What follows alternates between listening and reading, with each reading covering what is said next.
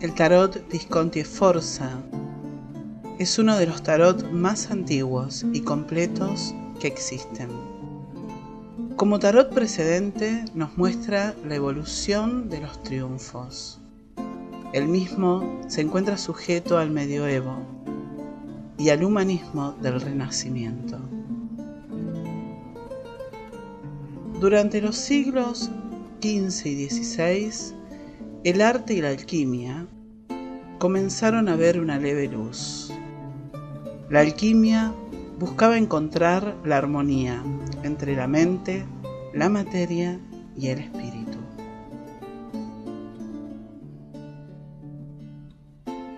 En la Edad Moderna aún se estaba en la oscuridad del medioevo. La Inquisición dominaba en Europa. Se castigaba la herejía. Y es así que en estas épocas grandes artistas comenzaron a mostrar sus obras. Entre estos artistas vivió un artista alemán llamado Alberto Durero. De él podemos ver El Caballero, la Muerte y el Diablo. Una obra que nos invita a la reflexión de nuestro paso por estos tiempos. Entre otras obras, Melancolía I es la más representativa dentro del poder de la alquimia y la visión del hermetismo. La misma representa elementos tecnológicos, mágicos y místicos. Estos artistas del siglo XVI se vieron inspirados por artistas del siglo XV. Entre estos podemos encontrar a Bonifacio Bembo, pintor y miniaturista italiano. Él perteneció a los movimientos del primer Renacimiento y del Gótico tardío. Trabajó tanto en frescos como en retratos para la familia Visconti Sforza. Es así que podemos ver una obra muy conocida de estos retratos, tanto el de Francesco I Sforza y de su esposa Bianca Maria Visconti, en el 1462. Se encuentra en Pinacoteca de Brera, en Milán. Él también agregaba a sus obras el arte lombardo.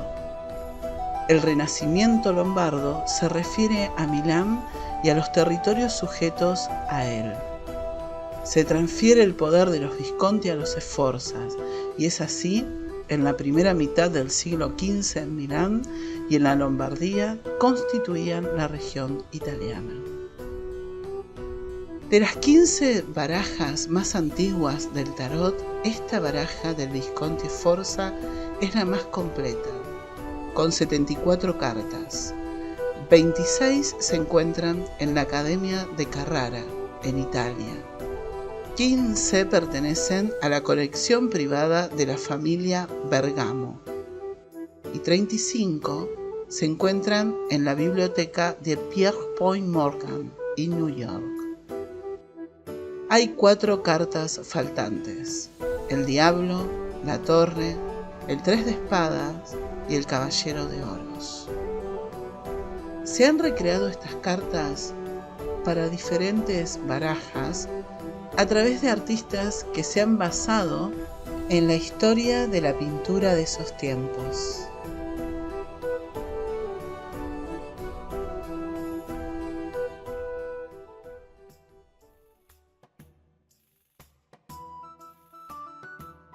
Guglielma de Bohemia fue una mística cristiana de origen checoslovaco que se instaló en Milán alrededor del 1260. Tras su muerte fue declarada hereje. Cuenta la historia que ella adquirió prestigio como sanadora entre hombres y mujeres de la región. A ella acudían campesinos y miembros de la alta sociedad, lo que dio lugar a la formación de una congregación. En esos tiempos se permitía el resurgimiento de los monasterios femeninos, y así fue que tras su muerte, un grupo italiano comenzó a llamarse los Guglielmitas. Creían que su fundadora, Guglielma de Bohemia, muerta en 1281, resucitaría en el 1300, y con ella comenzaría una nueva era en la cual las mujeres accederían al papado. Anticipándose al momento, eligieron como primera papisa a una mujer llamada Manfreda Visconti. Gráficamente, la Iglesia puso término a la herejía quemando a la hermana Manfreda en el año 1300, cuando se esperaba el comienzo de la nueva era. Unos 100 años más tarde, la misma familia Visconti encargó el primer mazo de naipes del tarot, tal cual como lo conocemos. Entre esos triunfos sin numeración y sin nombre, aparecía la imagen de una mujer que barajas posteriores llamaron papisa. La tercera mujer es la papisa Juana. La leyenda de la papisa Juana trata de una mujer que había ejercido el papado católico ocultando su verdadero sexo. El pontificado de la papisa se suele situar entre el 855 y 857, es decir, en el que según la lista oficial de papas correspondió a Benedicto III. Unas versiones afirman que el propio Benedicto III fue la mujer disfrazada. Otras dicen que el periodo fue entre el 872 y el 882, es decir, el del Papa Juan VIII. Vamos a referirnos en este tarot Visconti e Forza, en esta preciosa baraja antigua, a una carta muy significativa y a su historia. Es la carta de la sacerdotisa. Vamos a poder hablar sobre su vestimenta, sus elementos, sobre ese libro tan maravilloso como un gran mensaje. Y vamos a comenzar con la tiara, la forma de la tiara papal, ¿sí? A veces era mucho más esférica y otras veces cónica.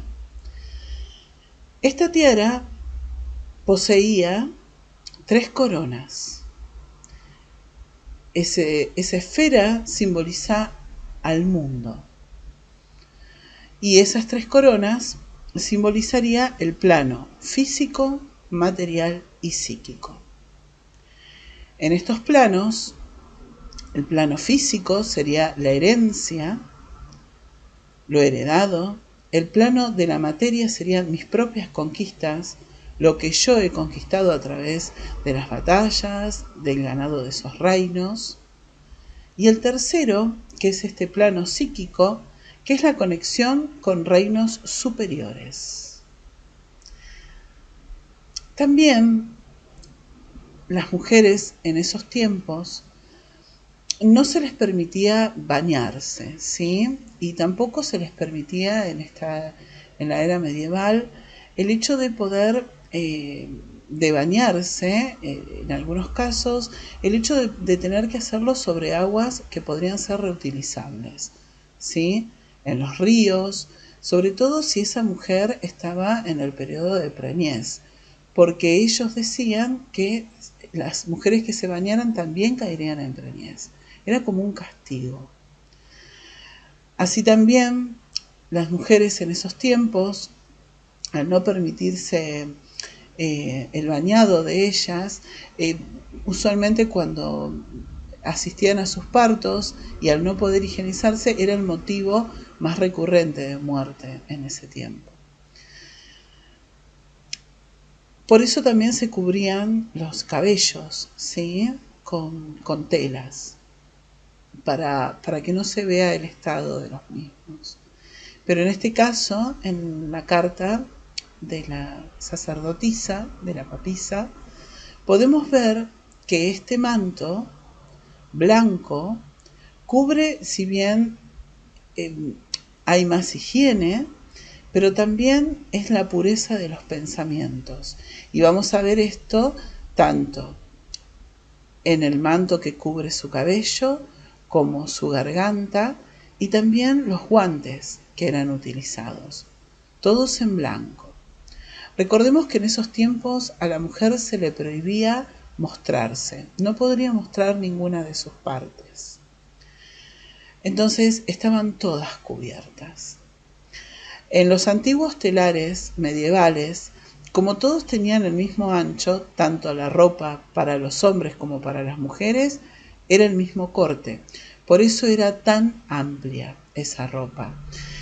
Sí, lo único que se distinguía era que la ropa para las mujeres era más larga, debido a que no podían mostrarse, y para los hombres era más corta por encima de las rodillas, para poder utilizarla en las batallas con más comodidad. La ropa poseía ante todo un armiño, ¿sí? El armiño era una capa de poder, lo podemos ver en los antiguos frescos o descripciones en la historia, y muchos de esos armiños llevaban piel.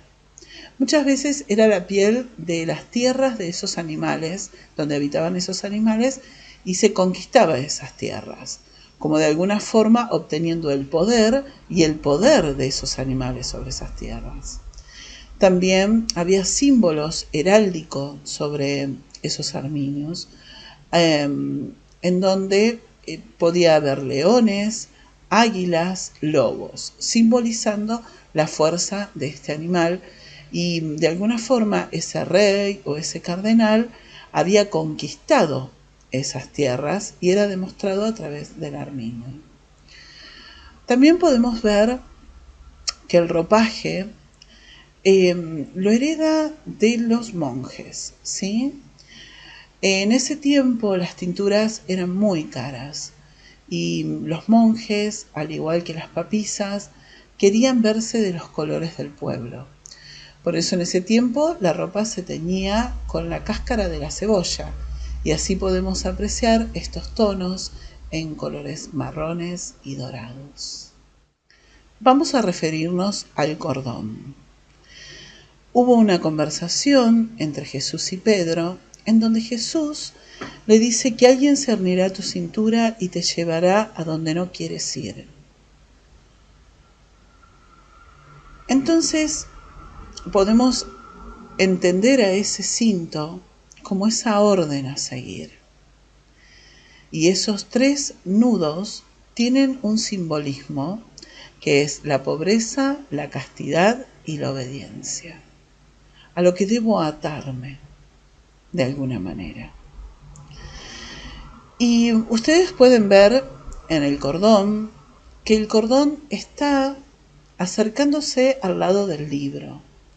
Ese libro está sostenido por ella desde arriba, con suma prudencia, sabiendo que ese saber, por eso está ese libro cerrado, no era permitido a los demás. Vamos a recordar que en la era medieval la gente no sabía leer y también estaba prohibida la lectura para las mujeres. Entonces, estas mujeres que estaban dentro de la monarquía tenían acceso a las bibliotecas ducales y así podían instruirse en lenguajes, en diferentes conocimientos, en diferentes materias. Pero no era para todos, por eso ella lo toma con prudencia y está cerrado ese libro. Y al estar la mano, estaba por encima de ese conocimiento, pero no podía volcarlo totalmente hacia el pueblo. Continuando con ese cordón que se acerca, de alguna manera era que a lo que estaba sujeto, quizás se podría interpretar que era como, de alguna manera, la ignorancia, y se acercaba hacia el saber. Continuando con este libro, vemos que está sostenido por su pierna. Era como que ella sola podía sostener ese conocimiento, ¿sí? Y podemos ver en su mano derecha una vara. La vara sostenía a una cruz, y esa cruz está prácticamente por encima hasta del conocimiento. La religión por encima de todo, ante todo. Algo sorprendente, aquí no se ven los zapatos y tampoco se ve el cabello, ¿sí? Pero en esos tiempos, todo lo que mostraba el cabello largo y los zapatos en punta, cuanto más largo era, tanto el cabello como los zapatos, era porque cada vez estaba más cerca de lo infernal, cada vez pertenecía más al infierno. Por eso me llamó mucho la atención en varios grabados en el arte, en donde he podido apreciar que todas estas personas en los juglares, que bailaban y cantaban y se mostraban, estaban rodeados de personas que estaban todas cubiertas, sus cabellos y sus pies, con caras amargadas, en donde no podían mostrar la felicidad. ¿Sí? Es un dato muy curioso este, y la verdad que me ha sorprendido muchísimo. Los hombres de las familias Sforza admiraban profundamente a las mujeres Visconti. Entre ellas se encontraban grandes guerreras, eruditas, escritoras. También manejaban la alquimia, ¿sí? Y hacían que todas las virtudes que ellas podían tener, tanto en la lectura como en la alquimia, llegara a las mujeres de toda la comunidad, a las mujeres del pueblo, ¿sí? Entonces, todas las mujeres que hemos visto a través de la historia siempre han tenido un contacto con el poder dar, con la parte dármica, ¿no es cierto? Que era para ellos un, como, como una bendición tener esos conocimientos, pero en esos tiempos se atrevían a poder compartirlos. También eran mujeres guerreras, ¿sí? Esta sucesión de la familia Visconti Sforza ha engendrado mujeres sumamente representativas, como lo podemos ver aquí en la carta y como posteriormente surgieron. Entre todas esas mujeres hubo una realmente maravillosa que se llamó, todas han sido maravillosas, pero esta me ha sorprendido en gran manera, que fue Caterina Sforza. Caterina Sforza era una alquimista y ella creaba maquillajes, ¿sí? Y quería que las mujeres todas estuvieran maquilladas, desde la monarquía hasta todas las plebeyas. Por lo tanto, en el castillo se las maquillaba a todas, tanto a las reinas como a las personas del servicio del hogar, del servicio del castillo, ¿sí? Había creado polvos de perlas para enrojecer las mejillas. Dentro de esta familia hubo un sacerdote, el cual no tuvo un comportamiento correspondiente. Entonces todo el pueblo se alzó contra el castillo, ¿sí? Y así fue que Caterina Sforza tomó su caballo y su espada y los enfrentó, como guerrera que era, ya que su rey no estaba en el castillo. Aprovechando a esto, cuando ingresaron, secuestraron a sus hijos y pedían la caída del reinado a cambio de la liberación de sus hijos. Entonces ella se subió por encima del castillo y levantó sus faldas. Al mostrar su desnudo, todos se sorprendieron en gran manera y los enemigos se asustaron, porque creyeron inmediatamente que se trataba de brujería, que era una bruja, que esto que estaba haciendo iba contra toda norma. Y ella, en una voz muy alta, gritó y dijo que los maten a mis hijos, porque esto que yo tengo aquí engendrará más. Así fue que los liberaron y se liberaron de ese enfrentamiento con el castillo. El águila como simbología. El águila es el animal de poder, fuerza, vitalidad, renovación, pasión, nobleza y valentía, entre otros simbolismos posibles. El tótem animal, águila, es el de los chamanes por excelencia, es decir, se considera el símbolo del chamanismo, pues para ellos es el animal más sagrado y espiritual de todos.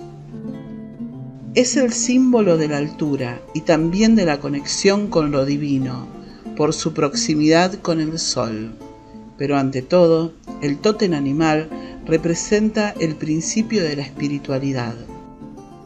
Por eso, muchas culturas usaban plumas de águilas para sus rituales y también en su día a día, pues esto les ayudaba a conectar con lo espiritual. Por ello, es un animal tan apreciado dentro del chamanismo. Este animal vuela tan alto que suele decirse que lo hace junto a los dioses, y ese sería el verdadero motivo de su sabiduría. Además, debido a su rapidez, vuelo intrépido y su vínculo con el fuego y el trueno, suele pensarse que aquellos que tienen el águila como animal de poder son valientes, fuertes y nobles. Es considerado el emblema supremo de los dioses, gobernantes y guerreros. Es símbolo de la majestuosidad, valentía e inspiración espiritual. Al ser visto como el señor del aire, personifica el poder y la velocidad.